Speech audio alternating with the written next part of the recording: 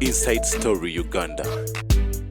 Real source of politics. Media consultant omukukuna Tamale Mirundi studios yasobodde okubeera nga atwegattako akkiriza akulamuseeko eddakiika emu-bbiri tutandikira nno bannaffe abatuwuliriza bawaayo obudde bwabwe mbeebaza nammwe abampa obudde wano ne tubeerawo ne twogera oli nnyo oli buli wamu ani atamanyi ku mitimbagano olina ani atamanyi nakugamba nti mu mass communication asolabanga nti Museveni is minister kitegeeza ensi tekumanyi olina kutapinga ku president. Yes, but when you say Tamale Mirundi ensi etumanyi yes kwatoloza bayinza okutradinga atatunda nze nkoze ba millionaires bangi mu Uganda kubanga ku YouTube kasoba ngo weza abantu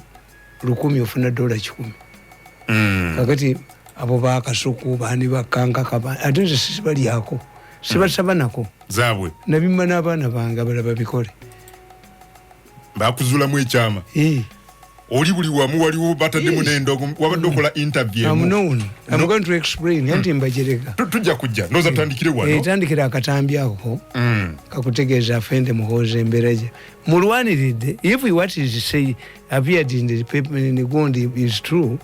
I was a happy man yakuyise to organize and to attend at different things but to identify with you bagamba nti muganda wabanga teyakutwala kwanjula nembaga jikane kubanga bagenda kwanjula babera selected if you don't qualify nembaga bakubagondi okumwogoloza ekyakubyono bujingo kujja kubeera chief celebrant ku mukolo gwe so abantu bebuzo kugenda because ali eno committee teka nti omuntu omukulu but identifying with you people to consider identifying with you. I was a happy man ate chinkoledde nyo soko kubaako gwe nkunyonyo kanu kachi okay owulire muhoze ebizibu byali mu byemuyambyemu I'm happy maybe you'll be better than his father alinzijukira kandabe because most of these people don't care. You think they ever care? They never.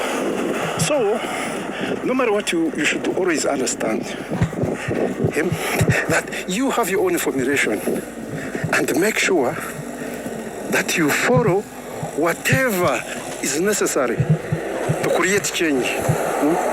No matter how much you need to invest in, you make that change. Currently, you know, we are very much so narrowed, and the narrowing actually is very powerful. You cannot change it. When you look at all the adversaries, they have come together. They have really come together, and you can hardly do much. So that simply means that you have a section of people, very many people, who are eyeing to destroy you. They are all eyeing to make sure that you don't get a second chance. And actually, all chances have been destroyed. So currently what you have is you. And the task ahead of you is to formulate a new you, such that everything can change. Otherwise, currently, we are getting trapped between the rock and the hard place, and we cannot save ourselves out of this kind of scenario. It is a real big dilemma, which we need to work on. So it is one of the reasons why I have to tell you that no matter what happens, between now and then, you can make alternatives which you can diligently make use of. Otherwise, should we have to wait? It should be really our demise. And the alteration of whatever we have put together by our adversaries is really counting. And it is building a very wide, I call it a political marriage to the power that be. And that is for our family cause. So now, if MK is supportive of all the forces that are getting to our efforts, you should also have to think again. Strategy is really a very important thing. And it's one of the things you should always be thinking about. Forget about the distractions. Forget about all the other things that matter in life. The most important thing today is to create a diversion, a total diversion, feeding from their own efforts. The Chinese have a methodology. They normally call it Tai Chi. Tai Chi is your own power. It's used against you. It is your own power that is going to beat you. It is your own efforts, your own move that is going to be twisted and turned against you. It is a boomerang of action. So it is the only strategy that is really left. And you hardly have very many allies to help you do it. So it all starts with you. The entire initiative is within your hands. And you should be thinking diligently and uprightly well. I hope you get me clearly. Yeah, well, thank you very much. You see, I've endured a lot, and just very few people can understand the endurance I've gone through from trials from all directions. You people have no idea what I went through. Most of the people, I'm telling you, they really have no idea what I went through. But it is a hell of life. I had to go through fire and brimstone to get to where I am. It was not by virtue or by social connection that I got hooked to a person of high class from the first family. It was all out of merit and admiration of a young man who stood the ground of my own. I forget about the relationships and the marriages, love relationship, because I was concentrating on building my future. So whoever is trying to come around just to mess my life up, yes, I accept. Very different forces can create an enormous power which cannot be defeated in one day. But we are not running an establishment of very intelligent people. Very few people are very intelligent. Like I could give credit to people like Tamale Mirundi. They're really very intelligent, and their word is a word of signal. It is sending a signal, and an intelligent signal that requires very quick attention. So currently, no matter what we are going through, I know it is a matter of time. People are so much used to substance and the form. So normally the form comes up very fast. But it gets diffused, or it flies away in the form of bubbles. And so we are having these challenges. But trust me, we are going to overcome these challenges. When I look at the situation, there are still several options. The political foundation of our system, it is revolving around one person. Okay. And you know how dangerous that can be. Compromising one person compromises the entire system. We don't have support systems or support subsystems that when the main system collapses, the subsystems can still uphold it. It is very different. Here in Uganda, we don't have it. Our commander-in-chief has it all, and really there is not much to be done without his attention. So when the Kiram's brother of mine comes up and really wants to take a full credit of whatever is going on in this country, see how messy the tweets become. See how messy the verbal diarrhea that ensues thereafter. So when you look at all these things, I understand I've been humbled, and I'm really going to be humbled. But my intelligentsia cannot be humbled just because they want to humble your physique. That is called the dumb asari. They want you to be dumb, to remain dumb. But the dumb... What is happening in this country? What is happening in this country? Anti kakati ekikiwulidde ebyo badde bimanya abasajja bwe boogera. Abasajja boogera ebyuma bya miso mu mugambo byakusaaga. Miso ekwata ssebo. Miso akatambika sidise kali mu kwogera. Mwami Tamale omulidde agambye nti ye musanyufu kubanga it's good for people to identify with you. Bannayuganda bangi bwe nabatedde ku mutimbagano nga mbuuza biki bye mwagala mbuuze Omukunda Tamale Mirundi olunaku olwaleero.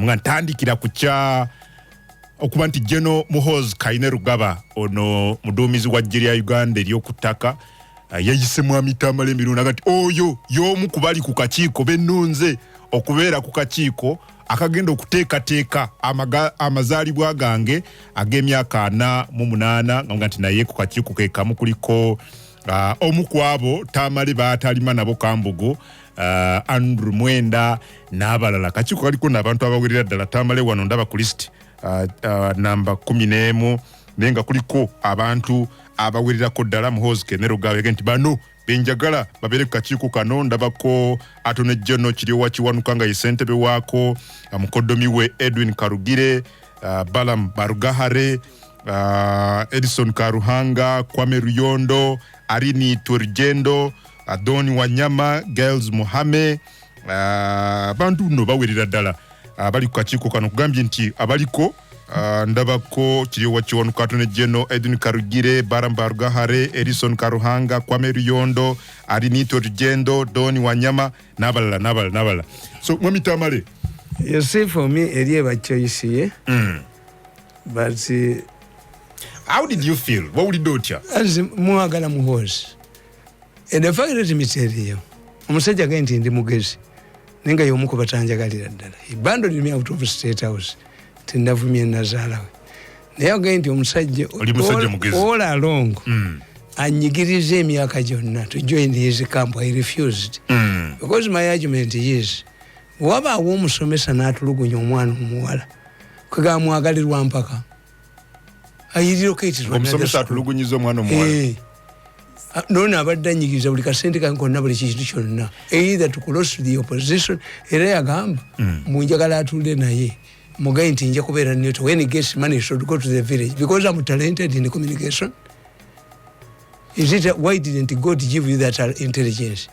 I don't believe in him. I'm arrogant like him.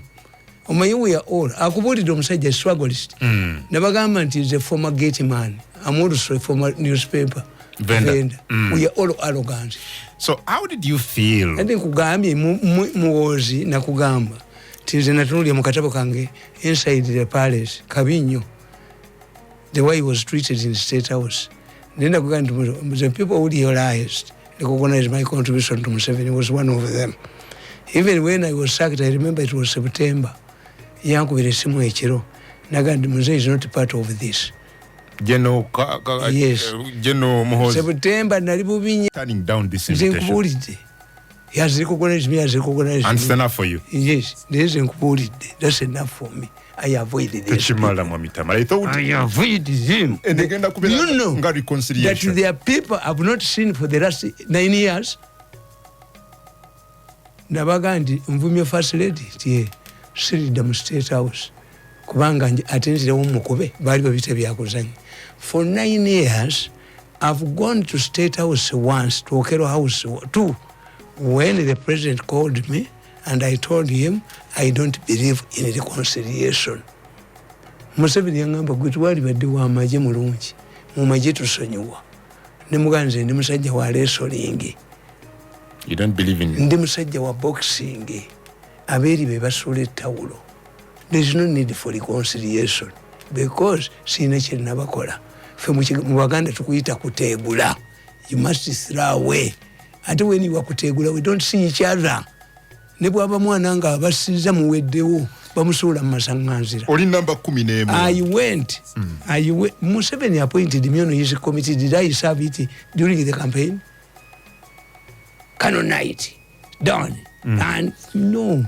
Me, unless you have a budget. I'm happy as he recognized me attending his... as long as nkugaye nti nemu express iba because nature nkwanzi yali abipansi. Oda, no. Limuta. Okay, but again... I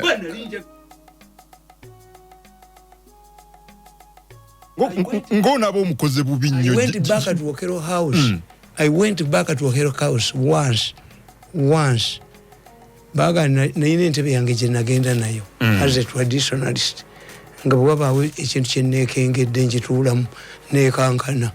Era naditekitinga omukazi gwe baali bamplantingidde. Wagenda n'entebe yo? Bampita nti evaamu emisota nga batyamu nenjikimanyi. I went to collect my chair. Ng'ebali mberedde. Ate nga nange ekirondooto omwana akaaba oyina gye wandeeka nenjikima. I have gone to State House in 9 years. I said I'll never attend State House meetings, I'll never attend national functions. Kubaja kusanga yon noluiso bono nkwataka tebe.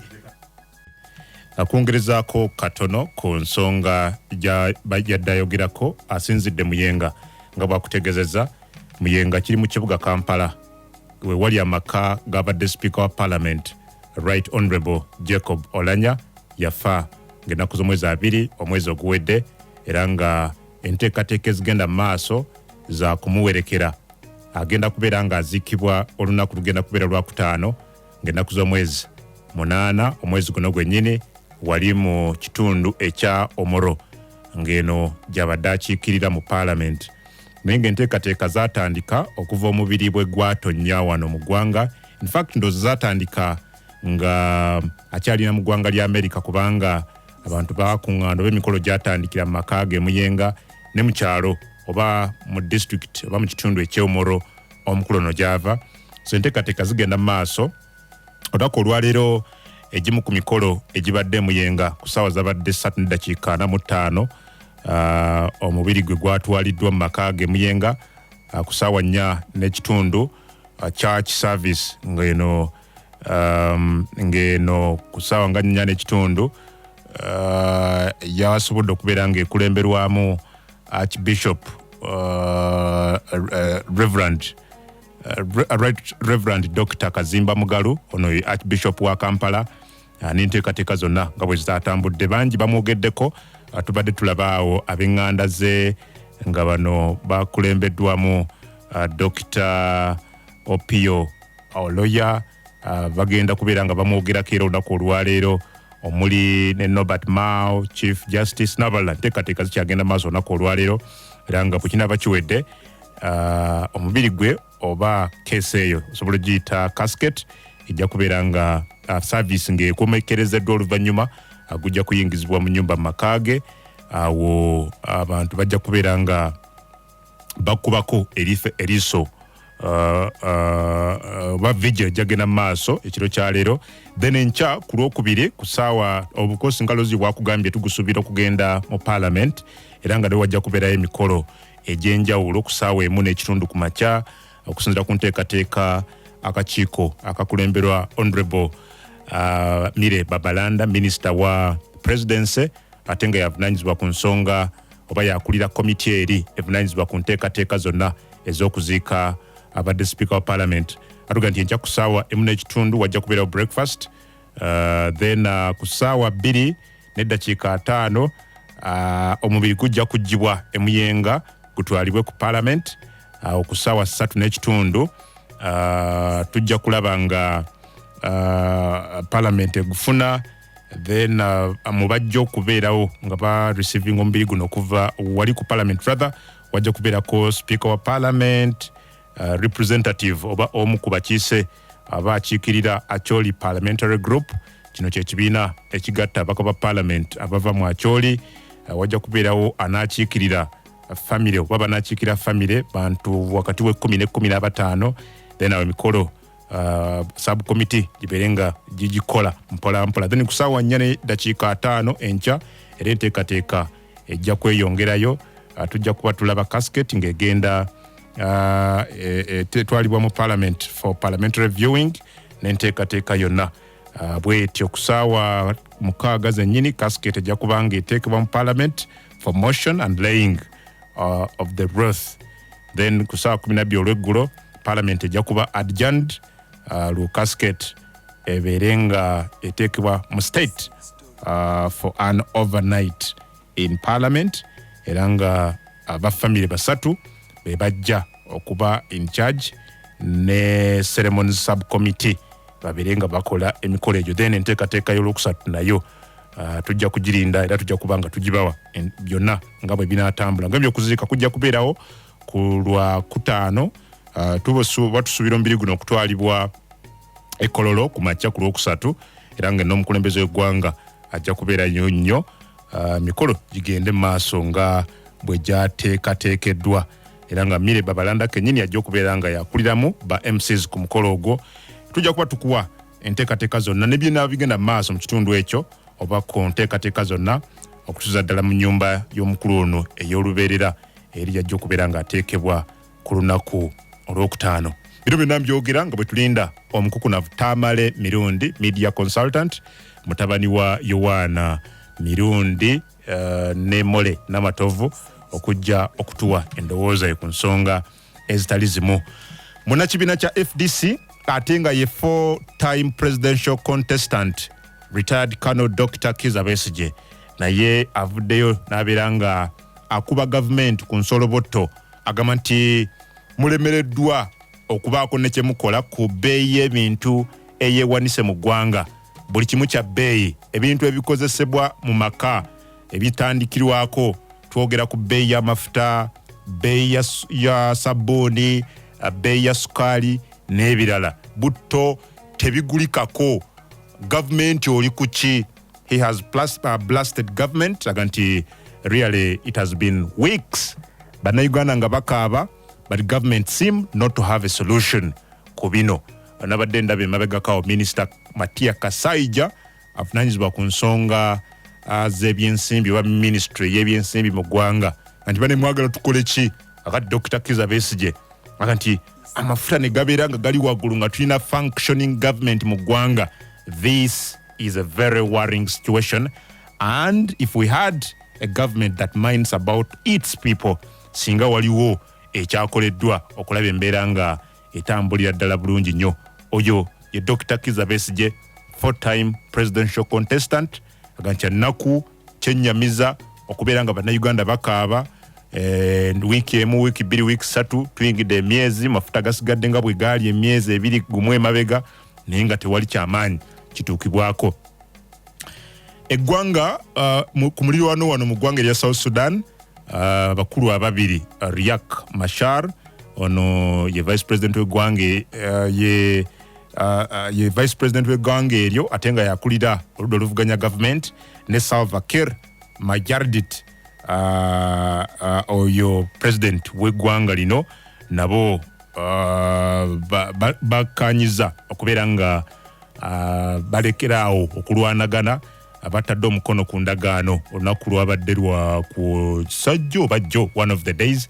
Nabadde ndaba prime minister w'eggwanga erya Ethiopia, Dr. Abiy Ahmed, anti nga Ethiopia tuli mabega oba tukkiriziganya oba tugenda kuwa obuwagizi bwonna eri abakulembeze mu ggwanga erya South Sudan. Tuli basanyufu nti baatuuse kukula eby'okuga nti ebyokulwana tubisse ku bbali, ebyokulwanyisa emmundu n'ebirala tusobole okugonjoola obutakkanja bwonna obuliwo mu mirembe, embeera ebeere nga etambulira ddala bukwaku nnyo. Ye munnakibiina kya National Unity Platform nga ye president waakyo ate nga yavuganyaako ne ku ntebe ey'obukulembeze bw'eggwanga, Robert Kyagulanyi Ssentamu, ng'ono yakulira ekibiina ekya National Unity Platform, atadde akaka eri Deputy Speaker wa Parliament omujja Thomas Tayebwa, gwe yagambye nti ayagala abeere nga yeetondera eggwanga era akikole mu lwatu olw'okuba nti yalabikako mu katambi akaasaasana ennyo ku mitimbagano nga asabula oba nga akuba omu ku bakozi ab'ekitongole ekivunaanyizibwa mu kubunyisa amasannyalaze mu ggwanga ekya UMEME. Bino nno byaliwo emyaka egiwerako emabega. Kakati wabaddewo katemba atali musasulire ku weekend, Mwami Kyagulanyi bwe yakyalenjinze Thomas Tayebwa abeere nga yeetonda olw'okuyisa ow'embuya ku mukozi wa UMEME mu mwaka gwa 2022, naga nti kino kikole era bw'onaakikola kijja kukakasa nti gavumenti ekulembera Mwami Museveni era ekibiina kya NRM beetegefu nnyo okubeera nga bamalawo okutyobola eddembe ly'obuntu. Ajjukira nti bino yabyogedde nga nti wadde Tayebwa yeetonda yeetonda eri omukozi ono wa UMEME era n'aba compensated mu mbeera eyo, naye kya kitiibwa, it is honorable okubeera nga yeetondera n'eggwanga lyonna, eggwanga okusobola okubeera nga liddamu okufuna trust eri Tayebwa ne gavumenti mwakolera ekulemberwa ekibiina kya NRM. Bino nno Kyagulanyi yabyogeredde eri Buduuda Emanjia gye babadde mu kuziika taata wa akuli oludda oluvuganya brother wannampala w'oludda oluvuganya government mu parliament honorable John Baptist Nambeshe kuzika kuno ne Kyagulanyi yabyogeredde ajukira ntata wa Nambeshe gutwali naye ku program yemwe eno wiki wedde ndowooza enkeera nga twakava naye wano ku program taata we n'afa obulwadde bwa kansa kakati mu kumuziika Kyagulanyi yasinzidde n'ateera Thomas Tayebwa akaka gamba weetonde ssebo bwe mubanga ddala bye mwogera mubikakasa simanyi oba nsobola okuvunula emu ku bigambo byayogedde verbatim yaga nti gwe mwami Tayebwa olina okuvaayo ne weetonda mu lujjudde ne weetondera eggwanga kubanga walabikako mu katambi ng'owewe enjula oba ng'owewe ennyula emiggo eri omukozi wa umeme n'olwekyo kikole kirage nti ddala mukakasa bye mwogera nti mugenda kubeera nga mumalawo okutulugunya abantu n'ebigambibwa nti mutulugunya abantu mu gavumenti eno naddala abo abali ku ludda oluvuganya gavumenti. Oyo ye Robert Kyagulanyi Ssentamu, president w'ekibiina ekya National Unity Platform. Tovaawo nzija n'omukunavu Tamale Miro.